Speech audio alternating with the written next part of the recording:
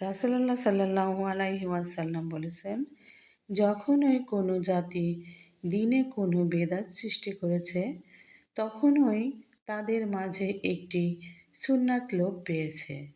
আহম্মদ গুজাইফ ইবনুল হারিস সুমালি রাদিয়াল্লাহু রাসূলুল্লাহ সাল্লাল্লাহু আলাইহি ওয়াসাল্লাম বলেছেন, যে কোনো বিদাতীকে সম্মান দেখিয়েছে, সে নিশ্চয় ইসলামের ধ্বংস সাধনে সাহায্য করেছে। বাইহাক্কি ইব্রাহিম ইবনে মাইসারা রাদিয়াল্লাহু রাসূলুল্লাহ সাল্লাল্লাহু আলাইহি ওয়াসাল্লাম বলেছেন, আমাদের কালাম কথা সমূহ একটা অপরটাকে রহিত মানসুখ করে, যেভাবে কোরআনের একটি বাণী অপর বাণীকে রহিত করে।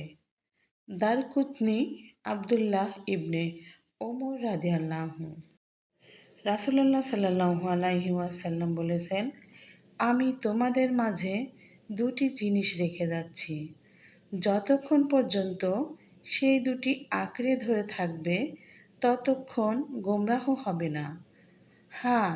হলো আল্লাহর কিতাব ও রাসূলের সুন্নাত। মুওয়াত্তা মালিক ইবনে আনাস রাদিয়াল্লাহু আসুন কোরআনের সুন্নাহকে আঁকড়ে ধরি। ভিডিওটি ভালো লাগলে পাশে থাকবেন, লাইক, সাবস্ক্রাইব, ফলো দিয়ে। সকলকে ধন্যবাদ। আসসালামু আলাইকুম। আবার দেখা হবে অন্য আরেকটা ভিডিওতে।